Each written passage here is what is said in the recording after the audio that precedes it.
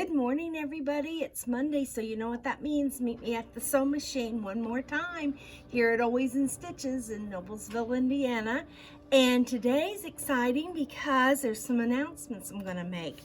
But remember when we used to review books? Well, I was out at the book rack today, and I found this book. It's the Big Book of Star-Studded Quilts. So I brought me some of my potato chip blocks. This is a wacky one, don't you think? Ooh, you could be hypnotized with that one, I think. But anyway, here's some of my other ones that I did this weekend. And I thought, hey, I'm going to look through this book and see just how many quilt designs we could incorporate our potato chip blocks into. So I found 1, 2, 3, 4, 5, 6, 7 quilts out of this book that uses the potato chip block. So Peter can't focus on the instructions, but he can focus on the pictures. Isn't that pretty layout? Very simple. Nothing says you couldn't enlarge it because these are only 4 inches, remember, so that's not very big. But nice for over a dresser or something. Very, very nice. So there's that one. Oh, this one I loved. It has some hourglass blocks and some 4 patches around the kind of a patriotic thing. Mine are scrappy, but this could be scrappy. Nothing says it can't be scrappy. Now this next one is a little bitty picture right here, Peter. Look at all those flying geese, hourglass blocks. But what I really loved was this wacky fun trim that went all the way around. I like that. Isn't that fun? Very different. And again, these are all, you could do all these quilts with your potato chip blocks. This one's kind of wacky because it's on the bed. You can only see a little piece of it. But of all the ones that are in the book, this one's my favorite. And I'm going to turn the page, and I've got it blocked out. But here's what it looks like when it's all laid out. Ooh, that is gorgeous. Isn't that yummy? That's stunning. I'm going to make that. I think that's what I'm going to do with my potato chip blocks. 1, 2, 3, 4, 8, 16 blocks. I'm going to make mine bed size. That's great. Yeah, I don't know what size this one is. Let me look and see. It says, this one's 62 by 62. See, it's just a bed. See how it's laying on the bed? Yeah. Just kind of a bed scarf kind of thing. I'm going to make mine bed size because I just think that's just yummy delicious. And then one more is this one, which is a star in a star. Love it. Love it. So there's the potato chip block right there, that little bitty one in the middle. But then you could do all this scrappy goodness outside here. And then, oh, yum. That's my jam. I'd make Is that one? I'd make that in a bed quilt. Yeah. That's You my need jam. to use some thangles for all them square triangles I'm telling you right now. And Sure then would. I got to the very last page, and voila, the potato chip star block quilt is right here. Look at that. All scrappy and delicious. Now that's fun what they did with the 4 Yeah, they made the 4 blocks, sashed them. put them sash, and then sashed between the big 4 blocks.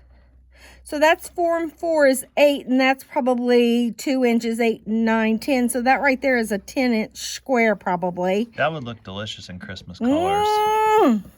I love this scrappy though. I'm very scrappy. Now see, I would have changed that out to green, that blue sashing. I would have changed that. But I love how they put the light with the dark. Kind of make it look kind of woven. Yeah. It's very pretty. So this was a nice book. Nice book. So is it, how many thumbs do you give it? Oh, I give this one, you know, both of my thumbs. 2 thumbs up? 2 thumbs up. Both of them. Well, thanks for the review, Dawn. Yeah, that was pretty fun. And then next Monday, you don't want to miss out coming next Monday, because we're going to partner up with Moda, and we're going to do a fun holiday thing. I'm not going to tell you much about it. I just want you to come back next Monday because that's the release of it. And we're still working on things. But next Monday's going to be the big reveal. Do I know what it is? I don't know if you do or not. I don't know if I've talked to you about it or not. Have you been behind the scenes in the shop, like talking to people about it? I've been behind the scenes talking to Tammy about it and Moda about it. And then Cappy and I have talked about it. So I don't know if you were here when we were talking about it or not, but I'll have to stay tuned. I can show you and I'll tell have to you come to work Monday. I can show and tell you some stuff later on. I'll have to come Some to work secret Monday. stuff. Yeah, there you go. So anyway, that's going to be something fun to look forward to because we've not done a holiday series here before. And since it's Christmas in July, and this is going to be one of those things that's not going to take a lot of time. It's going to be on just once a month, and it's the 25th of every month. Get it? Because Christmas 25th. So anyway, it's going to be the 25th of every month, but we're going to kind of outline it next week, and then the following week, we're going to give you the whole schlemazel details so that you'll be ready on the 25th. Okay? So let's get to where we're going today, making some 4-inch squares that we love to make. So these are Cappy's. This one is called Autumn Tints. Cappy did not get the Autumn Tints memo. She got the Summer on the Beach memo. Well, wait. If you're in Florida and it's autumn. There you go. That's it. That is autumn on the beach. Autumn on the beach right there. Autumn on the And beach. then I tried to make mine autumn. I'm not real happy with mine. I may redo it. And the reason being, see, and you do these things and then you sleep and then you get up the next morning, you look at it and you think, Why'd I do that? I like it okay, but I'm a high contrast person. And there's just no contrast. This should it could just be a solid block and it'd look exactly the same because there's hardly any contrast in these fabrics that I chose right here. But I didn't make that mistake with my Peter blocks, so you'll get to see that when I start sewing. But I love how this one turned out. This one's Cypress, called Cypress. And I love how this one turned out. And then here's Cappy's Cypress. So, you know, if you would turn these flying geese blocks the other way, it'd be a star. So see how you can use the same elements and get a whole different look. So let's go over to the sewing machine. Get to sewing.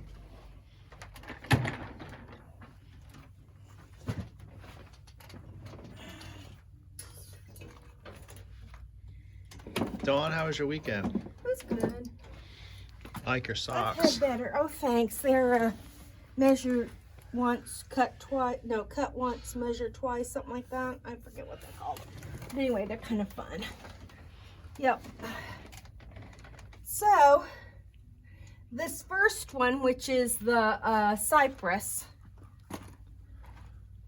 it's got a lot of things going on. Are you taking your shoes off just to join in the club? I am. He is. That's so funny. Okay, so anyway, here we go. Oh, this goes this way. It was so humid today. Not hot, but just humid that I had to wear shorts. And I never wear shorts. Oh. Wow. Okay, what we're going to start out doing is, on this Cypress, we're going to make some half square triangles. So, she said to cut it one weird increment. And I just want you to bump that up to the next whole increment, okay? And then put those 2 blocks together. I like to sew with the light on the top. I don't know why, just a thing I do. And then we're going to make flying geese. Now, as I was doing this, I've never talked about this before. When do you know if you're going to sew from diagonal to diagonal, or when you're going to sew a 1/4 inch away from the diagonal to diagonal? So if I would draw a line on this, how would I know that I'm supposed to sew on the line versus sew a 1/4 inch away from the line? Well, I'm making half square triangles here. I want 2 half square triangles. So I know that when I draw my line, I'm going to sew a 1/4 inch on each side, and that's going to give me 2 half square triangles. This is called a connecting corner. where I would sew on the diagonal and stitch and flip. Some people call it a stitch and flip. I call it a connecting corner. Okay, so that's the difference. Here I'm making a half square triangle. Here I'm doing a stitch and flip. So that was kind of nice to go over that a little bit, because we've not talked about that before. And you know, a lot of times it tells you in this directions if you're following directions, but if you're doing something and you need some flying geese, well, you know that flying geese are made with connecting corners. But they're both on diagonal. This now, I'm not going to draw a line because, you know, I got my tape. I talked about this last week. No need to draw a line when you've got your seam tape. And so I'm not actually sewing on the diagonal. I'm sewing a 1/4 inch away. I'm going to get me a beginner and an ender over here. I want those both out of the sewing machine so I can press at the same time or sew at the same time or do whatever I need to do. Get those both out of the sewing machine.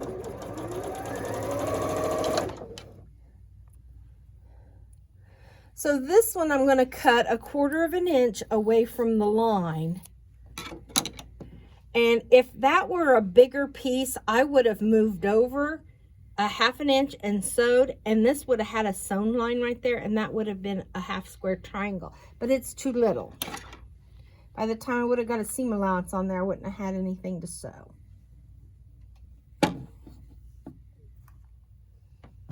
Going to press that open. On this, you have to press open before you put the next element on. Okay, I'm a 1/4 inch away from the diagonal at both ends.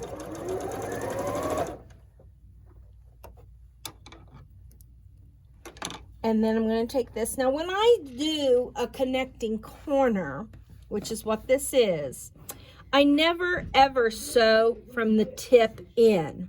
I always sew from the middle down. And that's because I don't want to chance that tip getting down into my sewing machine. If I sewed right on that tip, then chances are, now for me it probably wouldn't happen because I've got a single hole plate, but that didn't come with my machine. I had to buy that extra. So if you don't have a single hole plate that you have purchased separate for your sewing machine, and why would you want to do that, Dawn? Why would you want to buy a separate one? Well, for me, I'm dealing with such small pieces. I sew small, and so it just is more precise for me to have a single hole plate. If I was sewing, you know, 4.5 inch pieces all the time, chances are I wouldn't need one. But I'm sewing little, and my stitch length is most of the time little. Don't have it little today, but most of the time it's little. So now, if it's important to you to have a 1/4 inch seam allowance, you can use your rotary cutter and your triangle square ruler, and you can cut that. If you need to do it here, you can, but I just eyeball it because, you know, it's your seam allowance. It doesn't have to be perfect. I'm going to press this open, but before I do that, I'm going to go ahead and square these up. Now, some people open them up, press them, and then square them. I find that that's just a lot more work, because then you have to square up all 4 sides. If I do it with my handy dandy triangle square up ruler, I can do it in, you know, 2 motions, and it's done. And boy, if you're making thousands of them, that really adds up with your time. Now here, I'm just making actually 4 for the whole block. I already made 2 this morning so that you wouldn't have to sit and watch me do it over and over and over again. You're so thoughtful, Dawn. Oh, aren't I? Oh my gosh. Can't hardly live with myself. Okay, so I'm going to cut these little triangles off because I don't want them. That's extra bulk that I just don't need in my block. And now I'm going to get my trusty clapper out. Open that seam. And there's my perfect half square triangle. Goes in my corner of my Cypress block. Now see how much fun this block is with the pink and the blue.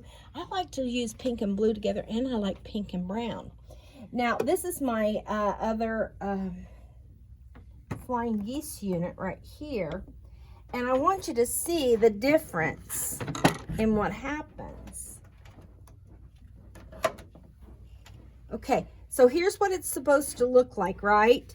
It's kind of a square and a square kind of a deal, right? But look what happens if you flip this around. It takes one flip of one piece and it becomes a star block. See the points to the star? Isn't that just wacky? I mean, you could do alternate. You could make a half square and a square and then half star blocks, and you'd have a fun little quilt. Yeah. So isn't that cute? That's a really good idea. I love that. That would be neat to see how it would play with other blocks surrounding it too, like how the little corners. Yeah, just like in that book we just showed you. Uh-huh. Now, any of these 4.5-inch blocks you could set just like they did in that book. You could set these blocks that way. You know that one I really loved, that one setting I really loved? Yes. I could use that setting for all these blocks because a 4.5-inch block is a 4.5-inch block. And I really loved the way that looked. So I might have to try that and see what I like about it. See if I like that for my Schoolgirl Sampler. Because I'm not going to set it the way that the front of the book says. Now, somebody in the comments said that she's practicing needle turn applique so that she can applique that center block that's on the cover of the book. I'll show you what I'm talking about. This right here. Mm-hmm. She's practicing some needle turn applique so she can do that center block. And so she evidently is going to set hers just like this. Look at all those half square triangles, half square triangles, Thangle papers. That's what I'd be using, Thangles. I showed you Thangles last week. So now I'm just treating this as a 9 patch, and I'm just going to sew my little 9 patch blocks together. And instead of picking up a beginner and an ender, I'm just going to go over here and I'm going to construct this 4 patch. So I've already constructed one. I'm going to construct this 4 patch over here. Getting ready to do my other block, which is Autumn Tints. And I did use over here, instead of the pink and blue, I used the pink and brown. And you can see there's a whole lot more contrast. Now, what do you mean by contrast, Dawn? What does that word mean? Well, I'm not pretending, I don't think you guys are stupid out there, but somebody might not know what contrast means. And if they're out there wondering, I want to be able to answer the question. So, contrast is how much difference there is between the colors. And contrast in color, that's what we're talking about. There's contrast in other things, but contrast in colors is what we're talking about. So can you see how the pinks and the brown and the black have a lot more contrast than these? These kind of all moosh together. If you squinted, those would kind of all be one color. All you'd see is just one color and these little white dots. But here, if you squint, you actually see the 4 patch. You don't really see a 4 patch if you squint and look at that one, because there's not enough contrast in the fabrics. So, get my clapper back out. Let's open up these seams.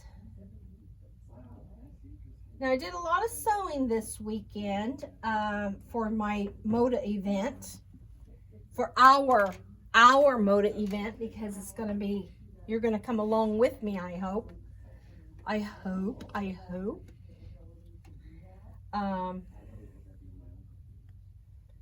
Because it's going to be lots of fun. And here at the store, we're getting ready for it by cutting some fat quarter bundles of our newest holiday print by Moda. It's called Candy Cane Lane, I think.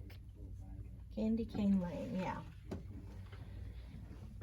So we're going to have fat quarter bundles, or you can use your Christmas scraps at home, or you can use other scraps. Or you can come and buy new fabric. Yeah, come and buy our new Candy Cane Lane. That's what I do.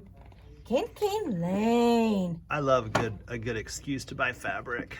Now, if you already have a Christmas quilt in your collection, we'd love to see it on the Insider group. If you would post. Are you going to post yours?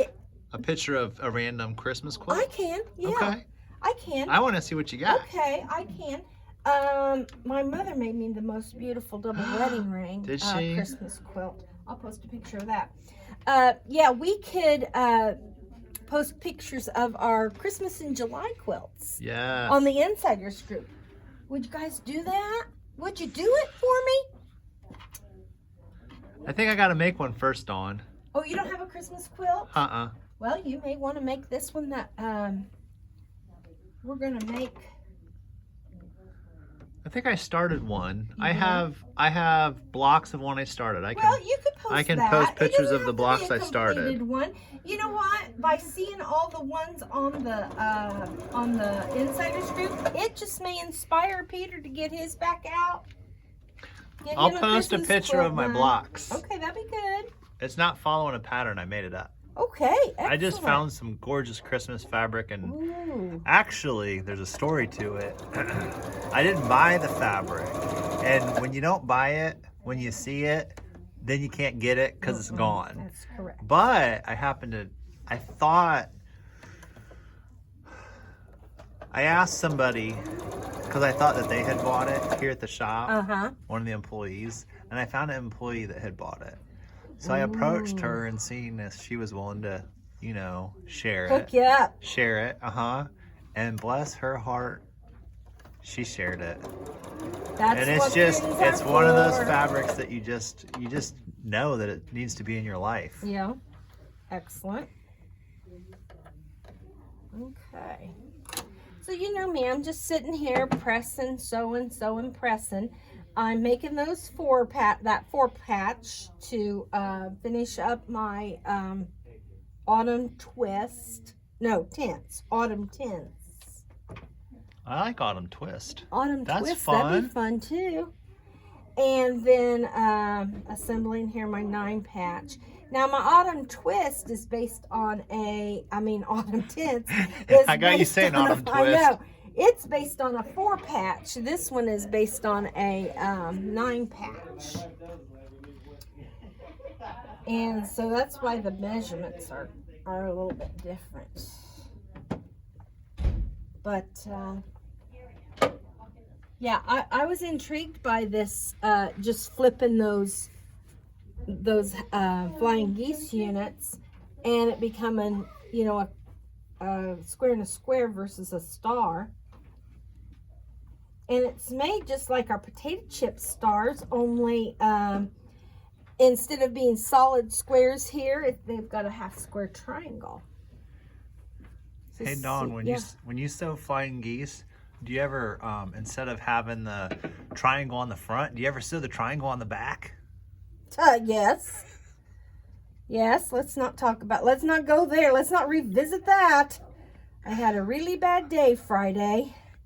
My brain was on vacation and I lost my tickets to come home. Oh no. Yeah, it was not good. It was not good. You know that when you hit escape, alt, delete, or however you do that, that's what my brain did last Friday. And we all have those days. I'm not going to pretend like I've never had one of those days. I have those days. But those are the days that you don't sew. You just, but when you're doing a video, you kind of have to. Have to roll with the punches. Have to roll. Roll with the stitches. Everybody's human. We all have good days and bad days. Roll with the seam ripper. So there you go. There's that. Those are looking awfully good, Dawn. They are, aren't they? Now I'm going to sew my 3 rows together. Now see here, I just sewed these 2 together, and I only have 2 rows to sew together, where here, because it's a 9 patch, I had 3 rows to sew together. And am I going to pin? Why, yes I am. Because, you know, I've got these points that I have to match up. And I do that by sticking a pin in the top one, right at the point, a pin in the bottom one, right at the point. Making sure that those points are joined. Taking another pin. And boy, can Dawn pin. I like to pin. She's a good Does pinner. it seem like that my pins are kind of getting fewer and fewer? Yeah, something's been happening. Somebody's been walking off with your pins. What's going on? I don't know, but that thing was full. It was full before, That was was it full, not? yeah. Am I seeing things or what? I think we need to go count how many come in a pack, and that's how many you're missing. I'm telling you, this is not good. No, that's not good, Dawn. I don't know why people would come into the studio just to steal a straight pin when there's straight pins everywhere out there. What if they pinned something and then realized they couldn't finish sewing it, so they're like, okay, well, I gotta put this in my bag. Well, I don't know. But see this pin, how crooked that is? I'm going to throw that in my jar. Well, that Now- means somebody else ran over it. I have a little jar somewhere. There better not be more green glass-headed pins in there. You know what? Somebody might have taken my jar too. No, I don't think they did. I'm just kidding. Here's my jar. I keep my pins and needles in. And I'm going to take that and I'm going to pitch it because that's just no good to me. So there's no use keeping it in my pin cushion if I'm not going to be able to use it. It just stays in, it gets in my way. And I keep Somebody picking get it up. Dawn some more pins. I'm going to have to buy me some more pins today. I'm telling you. Clover piecing pins. Oh, people who need people. Well, evidently they needed them worse than I did. We better we better do an inventory after Help this yourself. video. Oh, what was it today? On Facebook last night I was kind of going through, and you know, we have 22 employees here, and we have a nice kitchen, always in stitches. They're very good to their employees. They really set us up really nice. So we have a nice full kitchen, stove, everything. And we've got a refrigerator, and of course, you know, it's packed full with lunches. Well, there was a styrofoam container on the Facebook. I saw this. Styrofoam container says, please do not touch my lunch. 7 shrimp, 4,589 rice. They had taken inventory of their lunch, so they knew if somebody was going to be into their lunch. That just cracked me up. I thought that was hilarious. Hilarious. So, isn't that funny? What can tickle your fancy? Yeah. But that just reminded That's me of our awesome. big old refrigerator here, where everybody, you know, everybody here is pretty good. I don't hear anybody complaining that people take their lunch. But straight pins are another matter, I'm finding out. So there we go. I'm going to go around to everybody's desk. Say, let me see your straight pins. Let me see your pin cushion. Get your pin cushion out. I'm going to flip that over so that the full piece of fabric's on the back. And I don't have to pin that way.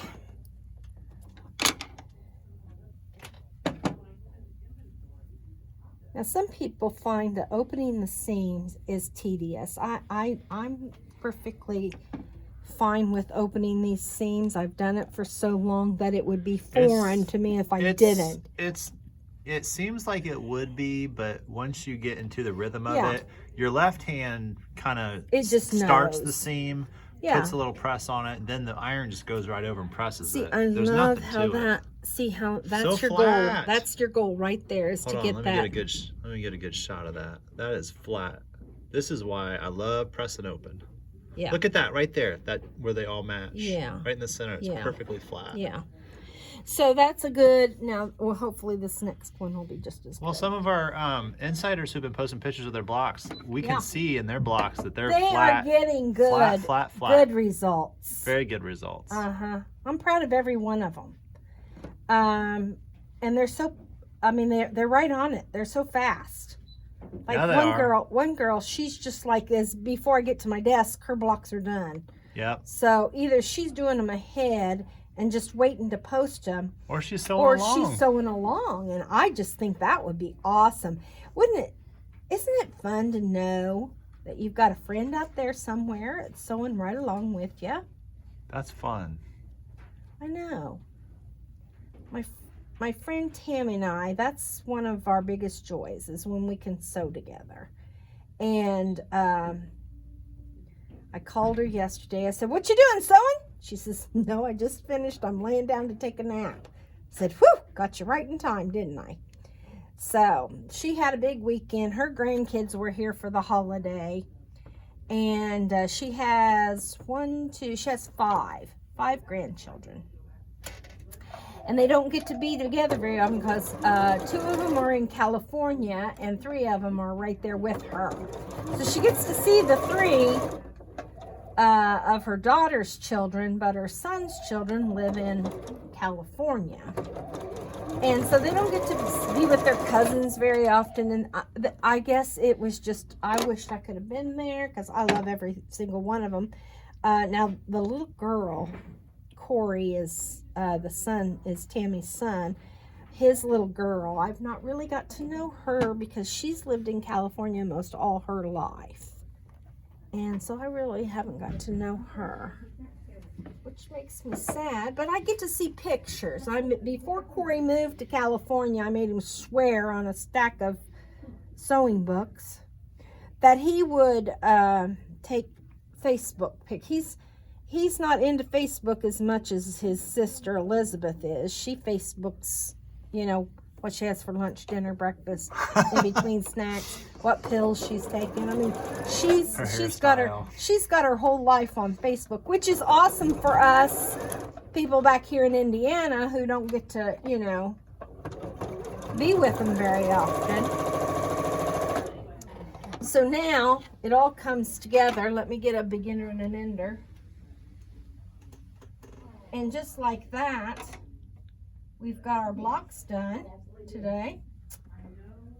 Cypress. I thought Cypress was a pretty block, and I love the way that both of mine turned out. Again, I'm going to tell you that my Autumn Tints and my Kim Deal, I probably am going to remake that. I just wasn't happy. It's the first one. How many are we on? We're on 30. The first one in 30 blocks that I wasn't happy with my fabric choices. I think I'm batting pretty good there. And you just don't know until you get there. When the pieces are small like this, you audition them. But until you actually get them done and get them and look at them. And but if you imagine that if you're out walking at sunset on a crisp autumn evening, and the sun's peeking below the horizon, and then you lose the light, and you're looking at the colorful leaves on the ground, I imagine it looked like that block, Dawn. Probably. Autumn Tints, there you go. Autumn Tints. Okay. Alrighty, what do you think? I love it. I think we did good today. I love it. We plowed right through those, didn't we? Lickety split. Yep. So let's go over to the wall because that's our favorite part. It's our favorite part. That's our favorite part. Come on over to the wall, Peter. I'm coming to the wall. Now we've got cappies here. Put them over by where cappies. Do you want me to put that up there for you? You got it? There you go. I think I got it. Sweet. Yeah. I love her pink and aqua. That is so retro. You know what? Retro. Here's mine. Those are my Kim Deal fabrics. We're getting some new Kim Deal fabric in pretty soon. I can't remember when it's actually coming. Do you remember the name of the fabric? Cherries and chocolate, I think. Yes. Now, don't hold me to that because I'm not sure. I'm not sure. I think that's right. It's a pink and brown. I remember a pink and I remember the day we looked at it on the computer. Yeah, it's a pink and a maroon kind of a deal. We were like oohing and ahhing over it. We were. Here we go. Look at that. Now see. Oh yeah. Yeah, that's looking good. That's looking real good. Yeah. But yeah, I think I'm going to remake this. Up on the wall, though, it's not too bad, is it, Peter? I kind of like it. You do? Yeah, there was a customer that told me once that somebody had told her that on a low contrast quilt, it's nice every once in a while to do low contrast because then the person looking at it has to go in and look closer at it. So it kind of draws them in a little bit more than the high contrast. Yeah. So you kind of have to kind of come close to see, well, what's going on in that block? Yeah. And that kind of stuck with me. I consider that this would be a no contrast block. That's a no. That's a no contrast. Low contrast versus no contrast. Now, of course, you've got the 4-patch contrast going on. I mean, I'm not saying that there's no contrast in the whole block. I'm just saying that in this part of the block, it just kind of looks like one solid block. So, and you know, I went to all that work to piece that I kind of wanted to show up a little bit. Yeah. So, but you know, you live and you learn. You live and you learn.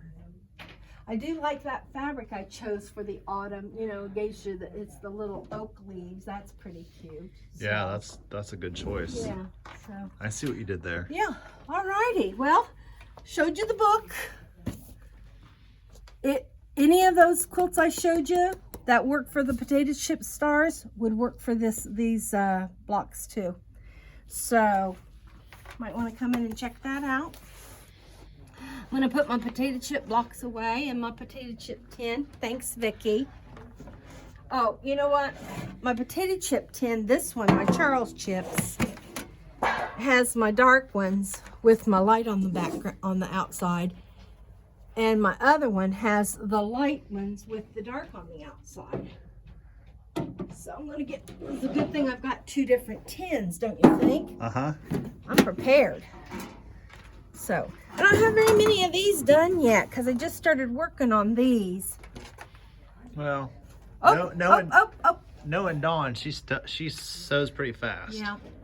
So anyway, those are my light ones, surrounded by dark. These are my dark ones, surrounded by light. So, might have 2 different quilts there, or might put them together in a quilt. I don't know.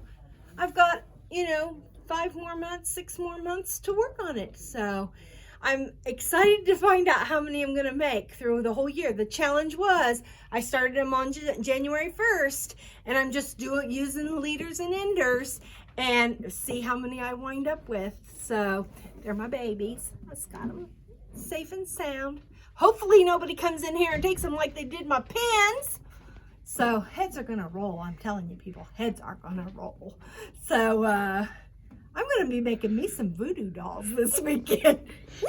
You won't have any, Dawn. You won't have any pins left. They'll all be my voodoo They'll all be gone. I hope you have a good week of sewing, everybody. Hey, Dawn, we do have doll fabric up front and Oh, Tilda. do we? Yeah. Alrighty, you guys, keep sewing, keep having fun. Meet me back at the sewing machine next Monday. Bye.